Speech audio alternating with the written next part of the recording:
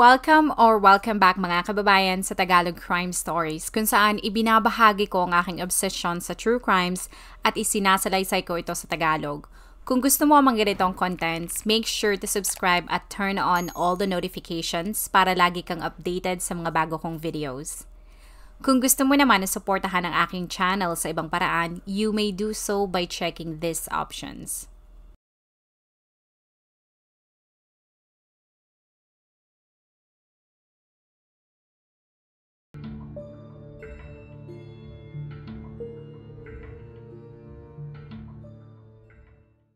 Si Daniel ay 17 taong gulang mula sa Dunfermline sa UK. Pagkatapos ng nangyari sa kanya ay hindi tumigil ang kanyang pamilya sa paghahanap ng hustisya. Sa investigasyon ng mga otoridad sa UK, ay napag-alaman na ang binatilyo ay nakatanggap ng isang mensahe mula sa isang babae sa Facebook. Sa pag-aakalang ang babae na kausap niya ay isa ring teenager mula Amerika, ay naengganyo si Daniel na makipag-usap dito. Doon ay lumipat ang pag-uusap ng dalawa sa Skype at nagsimula na silang mag-video chat na nauwi sa pagpapakita ng mga pribadong parte ng kanilang mga katawan at paggawa ng iba't ibang mga sexual na gawain sa harap ng video cam. Nang matapos sila sa kanilang ginawa, nakatanggap ng chat si Daniel kung saan binablackmail siya ng babae sa internet na kapag hindi siya nakapagbigay ng pera, ay di umano'y ikakalat nito ang video sa internet at isesend pati sa kanyang mga kapamilya. Pero kahit nagbigay na ng 3,000 pounds ang binatilyo, ay hindi tumigil ang babae sa panghihingi ng mas malaking pera sa kanya. Nang hindi na siya makapagbigay ng pera, ay sinabihan siya ng babae na karapat-dapat lamang na mawala siya sa mundo. Nang mabasa ito ng binatilyo, ang babae ay nag-send sa kanya ng message at tinanong siya nito kung patay na ba siya. Ang huling reply ni Perry sa babae ay ang salitang bye-bye dahil ang sumunod na nangyari ay nakita ng rescue team ang kanyang wala ng buhay na katawan sa ilalim ng tulay ng Fort Road Bridge. Ang mga kapulisan mula sa UK ay na-trace ang chat at natuklasan nila na ito ay nagmula sa Pilipinas. Kaya ang mga otoridad ay agad nakipagtulungan sa PNP Anti-Cybercrime Group. Base sa kanilang investigasyon, ang grupo na maaaring nasa likod na nangyari kay Perry ay ang grupo ni Maria Caparas na di umanong pinuno ng pinakamalaking sindikato sa Pilipinas. At ang kanilang base ay matatagpuan sa maliit na bayan na tinatawag na Norzagaray, Bulacan. Si Caparas ay binansagang Queen Extortion pero madalas din siyang tawagin na Madam dahil siya ang di umanong pioneer o nauna sa lahat. Si Maria ay mula sa Maynila at ayon kay Luz Viminda Espiritu na chairwoman ng North Hills Committee, mahirap lamang si Caparas nang ito ay dumating sa kanilang lugar. Pero isang araw ay nabigla na lamang sila dahil ang single mother na may 5 anak ay bigla na lang yumaman. Noong November 2013, ang pinagsamang puwersa ng Interpol, Singapore Police, Hong Kong Police at Philippine National Police ay bumuo ng isang task force para imbestigahan at sugpuin hindi lamang ang grupo ni Caparas pero maging ang ibang grupo na gumagawa din ng parehong modus. Hindi nagtagal noong January 2014 dahil sa pinaghihinalaan nila na ang grupo ni Caparas ang nasa likod na nangyari sa binatilyong si Daniel, sinugod nila ang kuta nito at doon ay inaresto nila si Caparas. Lumalabas na ang mga biktima ng kanyang grupo ay mula sa iba't ibang bansa tulad ng Hong Kong, Singapore, Malaysia, Korea, Pilipinas, Australia, United Kingdom at Estados Unidos. Sa Hong Kong ay lumutang ang isang biktima na nagsumbong sa mga otoridad na siya ay binablackmail ng isang babae na nakilala niya sa internet. Ayon sa salaysay ng lalaki, siya ay nasa kanyang opisina nang siya ay nakatanggap ng isang Facebook message mula sa isang napakagandang babae. Sa ganda nito ay agad siyang nakipag-chat at kalaunan ay nakumbinsi siya nito na pumunta sa banyo. Doon ay nag-video call sila at gamit ang Skype ay pinadalhan siya ng babae ng isang video kung saan ito ay unti-unting tinatanggal ang kanyang mga damit. Sunod-sunod siyang nakatanggap ng text mula dito kung saan siya ay kinukumbinsi nito na tanggalin din ang kanyang mga damit at gumawa ng kalaswaan. Ayon sa kanya ay hindi niya natanggihan ang babae at doon ay hinawakan niya ang kanyang sarili. Pero ang hindi alam nito ay nirecord na pala siya ng babae. Makalipas lamang ang 2 oras, nakatanggap ulit siya ng mensahe mula sa babae. Pero sa pagkakataong ito ay ipinakita nito ang kanyang malaswang video. Doon na nagsimula ang panghihingi nito ng pera at binantaan siya nito na kapag hindi siya nagbigay ng pera ay ikakalat nito sa internet ang kanyang video. Sa takot ng lalaki ay agad itong lumabas ng kanilang opisina at naghanap ito ng malapit na Western Union para isend ang pera. Pero katulad na nangyari kay Daniel, hindi natigil ang pagbabanta sa kanya. Nakapag-send ito ng halos 3,000 Hong Kong dollars bago siya nagkaroon ng lakas ng loob na lumapit at humingi ng tulong sa mga otoridad. Sa pagkalap ng mga otoridad ng data, lumalabas na ang pera na nakuha ng grupo ni Caparaz sa kanilang modus ay tumataginting na 1.9 million US dollars mula sa kanilang libo-libong mga biktima. Nang sa tingin ng mga otoridad na sila ay may sapat ng mga ebidensya laban kay Caparaz, noong April 2014, sa tulong ng Interpol, ang PNP ay nag-launch ng isang operasyon at tinawag nila itong Operation Strike Back, na ang tanging layunin ay sugpuin ang mga sindikatong tulad ng kay Caparaz para hindi na sila makapambiktima pa. Ang PNP ay sunod-sunod na sinugod ang lungga ng mga pinaghihinalaan nilang mga sindikato sa Bicol, Bulacan, Laguna at Taguig mula April 30 hanggang May 1. Noong August 2014, ang pagmamanman ng mga otoridad kay Caparaz ay nagbunga dahil natuklasan nila na ito ay gumagamit ng 2 Western Union accounts na pagmamay-ari nito at ng kanyang live-in partner. Agad sinugod ng mga otoridad ang bahay ni Caparaz at siya kasama ang 8 tao ay dinakip. Doon ay nakakuha ang mga otoridad ng 106 units ng iba't ibang mga electronic devices tulad ng cellphones, laptops, mga storage devices, mga kamera at maging ang mga hindi lisensyadong mga baril. Isa sa mga babaeng nagtatrabaho doon ay umamin na umaabot ng 100,000 piso ang kanyang kita na nagamit niya para makabili siya ng bahay at sasakyan. Si Inspector Joanna Fabro ay sinabi na ang mga na-rescue nilang mga menor de edad ay umamin na sa loob lamang ng 3 araw ay kumikita sila ng 70,000 pesos. Nang madala sa presinto si Caparaz at ibang mga nadakip, ay agad silang sinampahan ng kasong robbery extortion. At kinasuhan din si Caparaz dahil sa paglabag nito sa Republic Act 10364 at Republic Act 10175 o mas kilala bilang Cybercrime Prevention Act of 2012. Si Caparaz ay nakulong lamang ng 1 buwan at wala akong makitang impormasyon sa internet kung bakit siya inirelease ng mga otoridad. Pero ang publishing company mula sa UK na Daily Mail ay sinabi na di umano'y nabayaran ni Caparaz ang mga kapulisan sa Bulacan. Noong September 2016, hindi na umubra sa PNP ang ginagawa ni Caparaz dahil ang kanyang bahay ay sinugod muli ng mga otoridad at siya ay naaresto sa pangalawang pagkakataon. Bukod kay Caparaz, dinakip din ang kanyang pamangkin na si Mark Andrew Raffo Saldo na pininiwalaan na katulong niya sa operasyon. Sa pagkakataong ito ay hawak na ng mga otoridad ang sa tingin nilang malakas na ebidensya na magdidiin kay Caparaz. Meron silang litrato ng anak nito na lalaki na balot ng libo-libong pera at ito ay nakapost sa kanyang sariling Facebook. Nakuha din ng mga otoridad ang litrato ng kanyang grupo kung saan ang mga ito ay masayang nagdidiwang ng kanilang mga kinitang pera. Ang mga investigador ay natuklasan din ang 2-story house ni Caparaz na nagkakahalaga ng 5 milyong piso na nakatayo sa North Hills Village sa Bulacan. Ang bahay ay lumalabas na tirahan ng mga tauhan ni Caparaz. Sa loob ng bahay ay makikita ang isang billiard table at katabi nito ay ang 19 na computers na pinaghihinalaan ng mga otoridad na ginagamit ng mga ito para makapambiktima. Bukod sa pool table ay meron din itong gym at prayer room na pwedeng magamit ng mga tauhan nito na naninirahan doon anumang oras.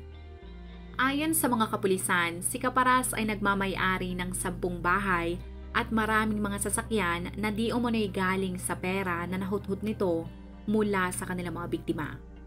Ito ay namimigay din ng mga flat screen TVs, iPhones, iPads at mga Android cellphones bilang premyo sa kanyang mga raffles kapag sila ay may mga parties. Ang mga otoridad ay natuklasan din sa mga computers na ang bawat tauhan ni Caparaz na madalas niyang tawagin ng mga chatters ay nagmamay-ari ng mga peking IDs na ginagamit ng mga ito sa Western Union para makolekta ang bayad mula sa mga biktima. Pero kahit bulto-bulto na ang mga ebidensya na nakalap laban kay Caparaz, ay pilit pa rin ang pagtanggi nito na siya ang pinuno ng grupo. Tahasan niyang sinabi na ang talagang pinuno ay isang babae na nakatira din sa kanilang village at sinabi niya sa mga reporters na siya ay isang scapegoat lamang. Itinanggi din niya na ang kanyang grupo ang nasa likod ng pagkamatay ng binatilyong si Daniel sa UK. Pero depensa ng sospek, nagbagong buhay na sila. Kahit ho i-BI nyo kami, naghanap buhay ho kami ng patas. Ano na hanap buhay nyo nun?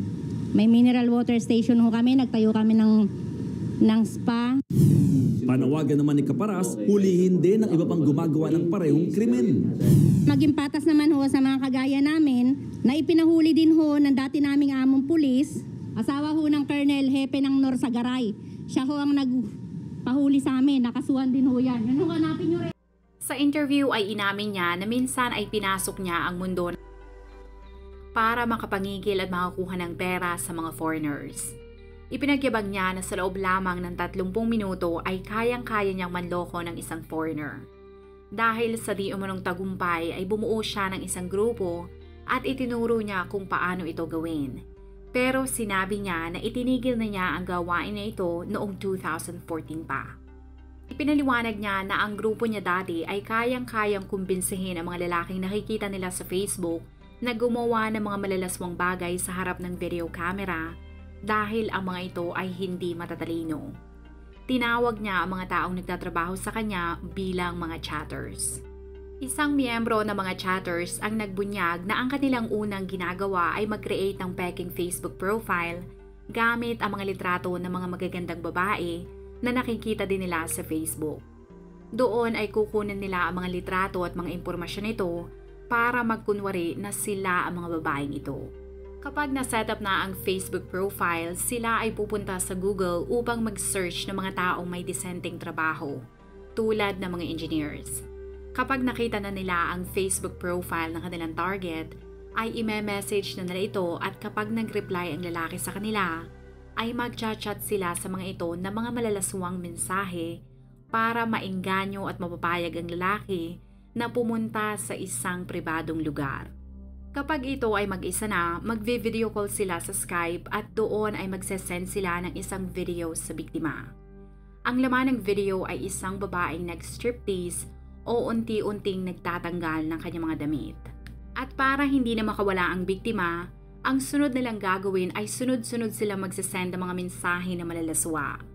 Kapag ang biktima ay nahulog na at napapayag na nila itong gumawa din ng kalaswaan sa harap ng video camera, ay lihim nila itong ire-record.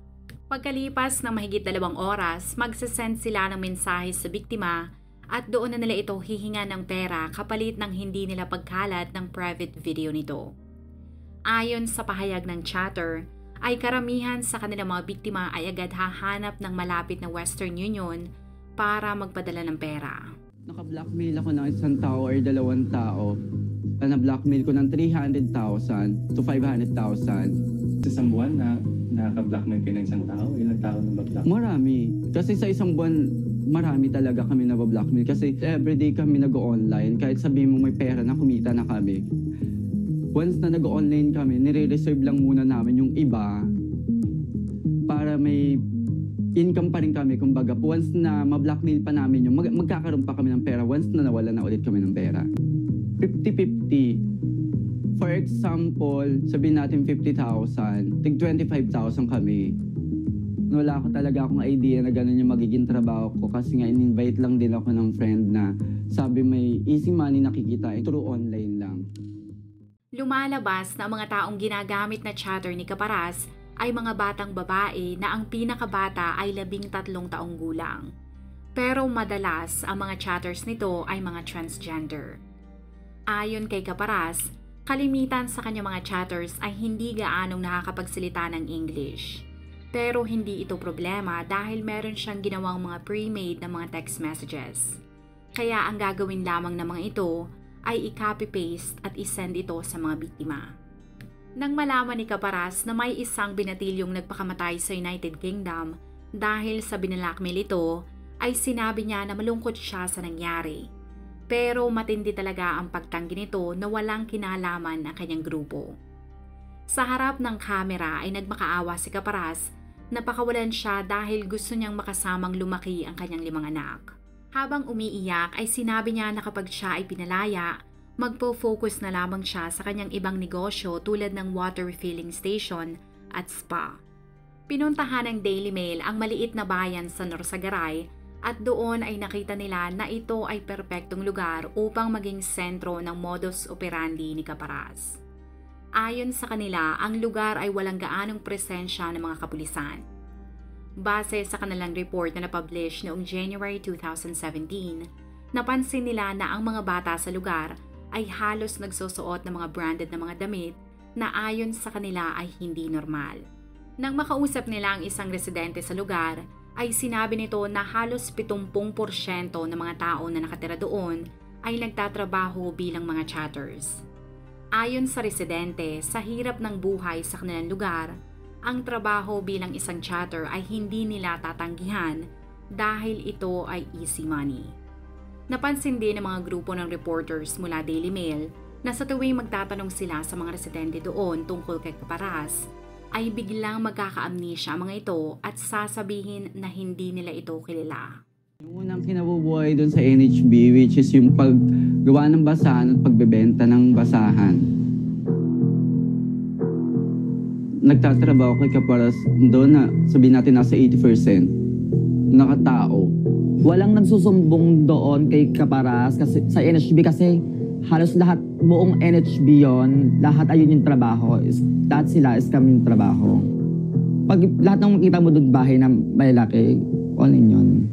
Si Caparas kasi powerful kasi nga siya yung unang gumawa ng ng trabahong scam, which is siya yung nagbigay ng trabaho sa mga tao, siya yung unang yumaman, siya yung una nakapagpagawa ng business.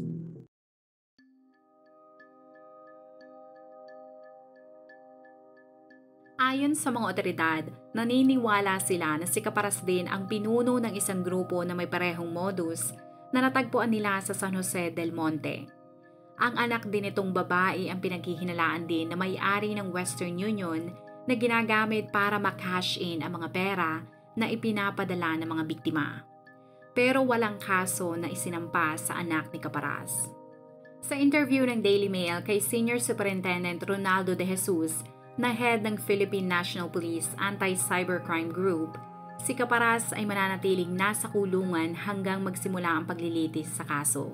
As of this recording, walang nakatakdang trial date para sa kaso ni Caparas at hindi rin siya pinayagang makapagpiyansa ng judge. Ang grupo din ni Caparas ay pinaniniwalaan na may kinalaman din sa pagdami ng porsyento ng mga taong nagpapakamatay sa UK noong 2015 hanggang 2016 dahil sa ang isa sa kasamahan ni Caparas na naaresto noong 2014 na si Archie G. Antolin na nakatakas at magpahanggang ngayon ay pinaghahanap pa rin. Siya ay wanted hindi lamang ng PNP pero maging ng Interpol.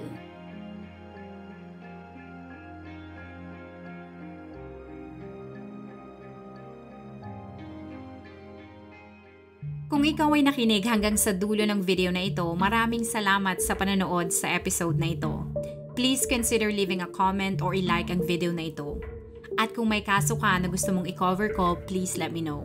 Magandang araw sa iyo, kabayan.